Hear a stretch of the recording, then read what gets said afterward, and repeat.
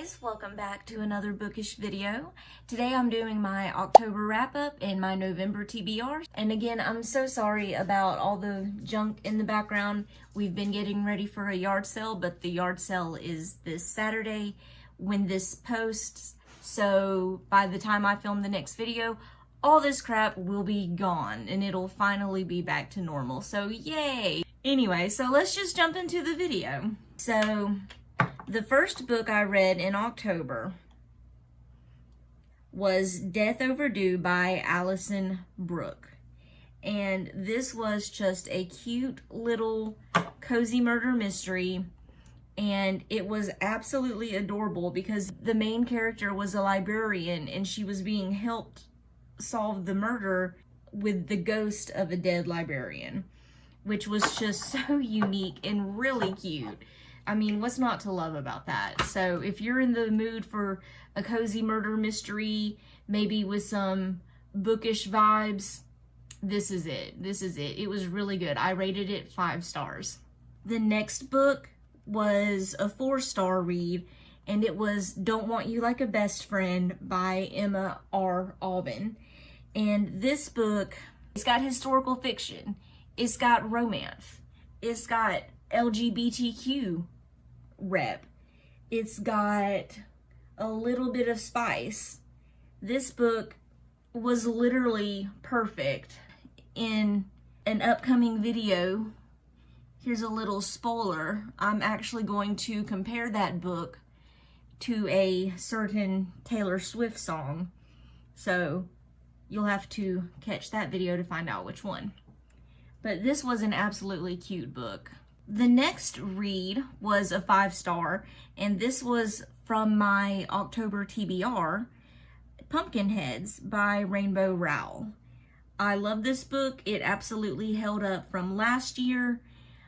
This book can do no wrong. It is silly. It is adorable. It is all the things. It is all the fall vibes and cuteness. It is adorable, and I cannot recommend this book enough.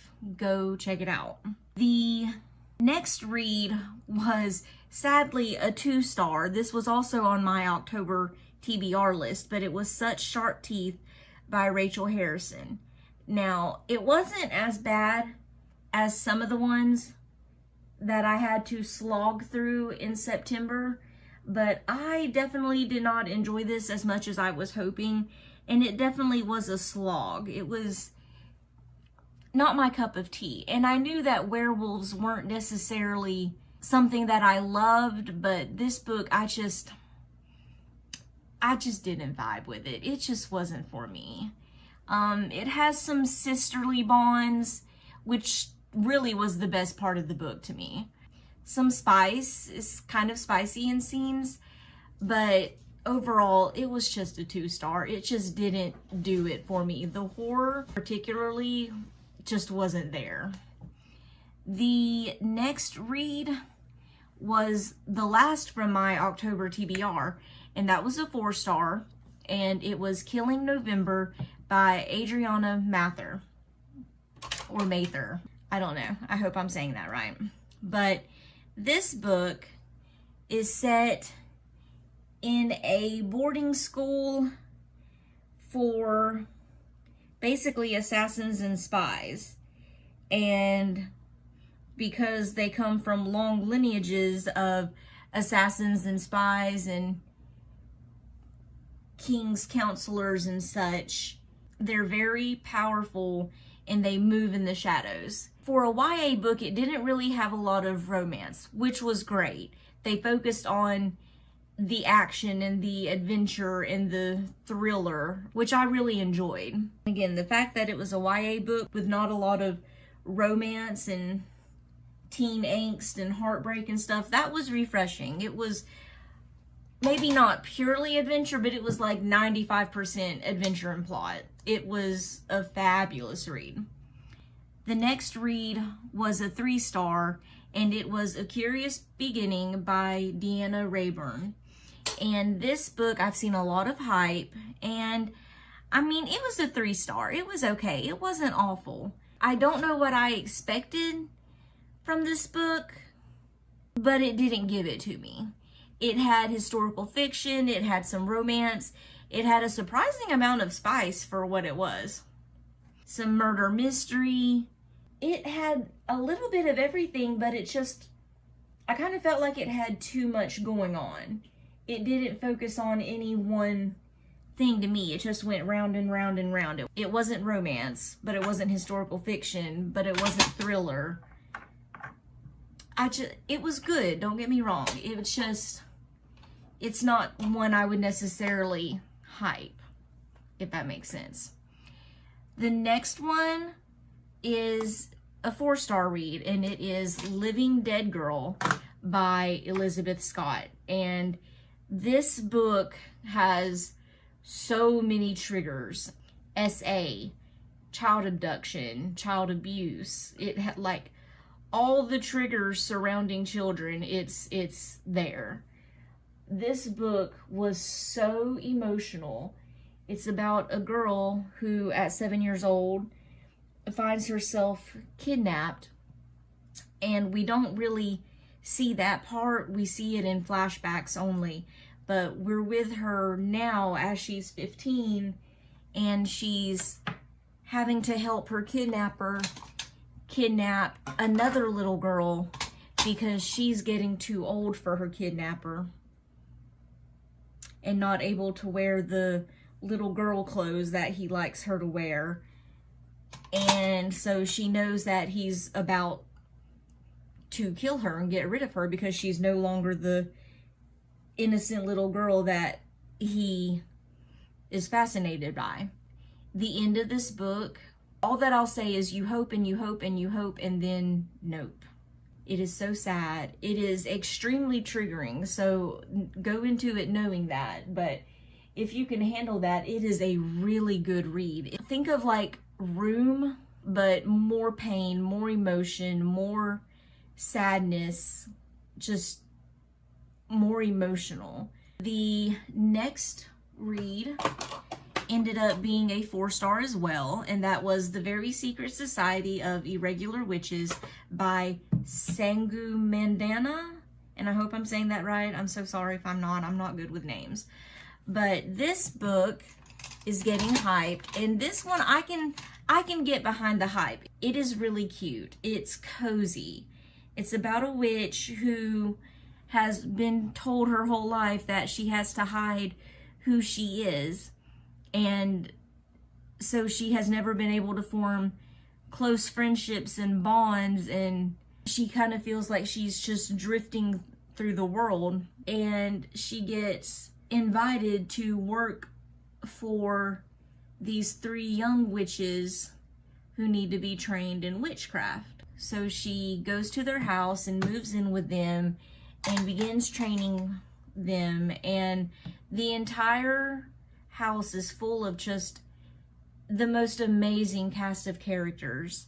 You have the grouchy librarian and the matchmaking grandpa and the sweet gardener and the busybody housekeeper. And she ends up falling in love with the girls and with the people that live in the house, and she ends up starting a grouchy sunshine relationship with the librarian, and it ends up being so cute. There is some spice towards the end of the book. Most of the book is just cozy and sweet and really connecting and found family vibes. It was the sweetest book.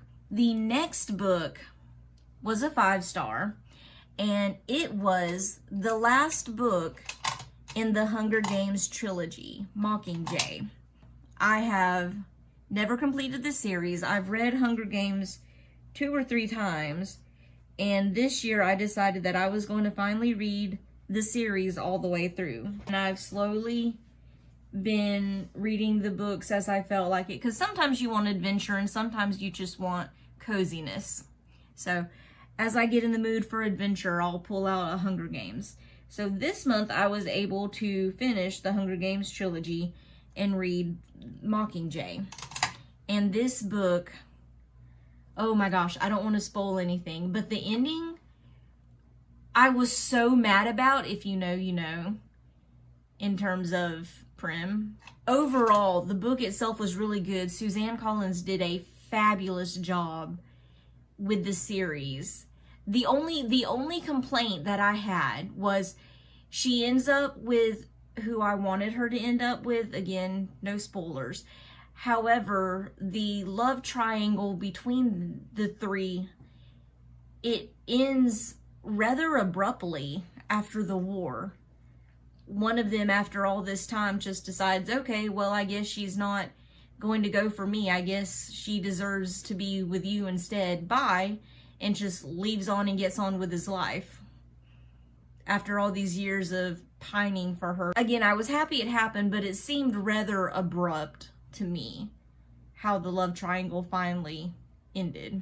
I love a good dystopian YA book though, so if you have any more recommendations, leave them below. I am all about some dystopian.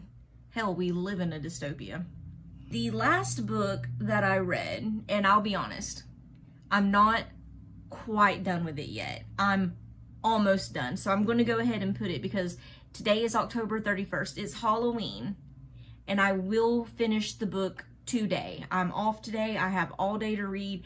This book will be finished today. So I'm going to go ahead and put it again. It's my list. You can't stop me. But it is Small Spaces by Catherine Arden. And this is my second read of it.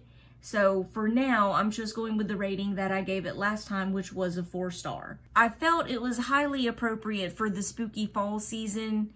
Scarecrows coming alive and a creepy farm, like a ghost story mixed with a demon story. It's got all the fall creepy vibes. Like, I'm so here for it. This is what I want in a Halloween book. I don't care that it's middle grade / YA. That is my October TBR.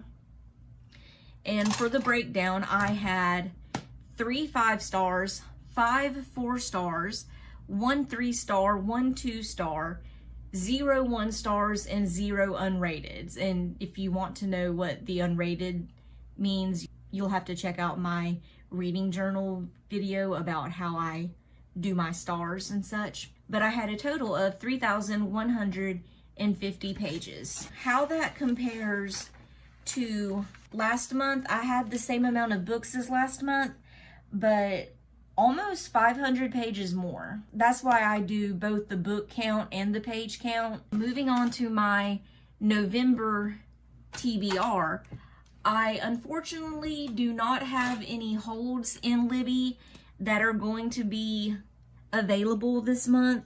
My next hold that is coming available is We Used to Live Here, and that has 6 weeks on the waiting list. I am very excited to read that book, but I think that that's going to have to be on my December TBR. Not the best time of year to read it, but I don't want to wait. The 3 books that I have on my November TBR, fall books that I wanted to read to get me in the fall mood. Not spooky mood. Spooky season's over, unfortunately. But to keep me in the fall mood. So the first one is Happy Medium. And from what I can tell, it's about a fake psychic who has to clear an actual ghost from a haunted farm or something. And there's a romance that develops between her and the farmer. It's like, okay, I can do that. Okay. The next book is a cozy murder mystery, from what I can tell, and it's For Whom the Book Tolls. And I have no idea what it's about. I'm going into it blind, but it's something about a cozy murder mystery surrounding a library, and I am all for that. The last book on my November TBR is Zombie Survival Guide by Max Brooks. This will be the 3rd Max Brooks book that I've read, and it is a nonfiction book about, you guessed it, how to survive the zombie apocalypse. If you have any more zombie recommendations, please leave them below, because I'm kind of running out of zombie books. I know that they're out there. But there's so much junk out there. It's hard to find those diamonds in the rough. So if you know of any really good zombie books, please leave them in the comments below. And if you're looking for zombie books, check out my last video, which was 10 zombie book recommendations that are the best of the best, in my humble opinion. So here's the final look. Thank you for watching my October wrap-up and November TBR. Make sure you keep watching in November. I have a lot of really good videos coming up. In particular, I have a self-help book recommendation video, and I have a You Think Your Family is Bad book recommendation video. So I'll see you back here for those. And in the meantime, if you like this video, make sure you like, comment, and subscribe, and I'll see you next time. Bye.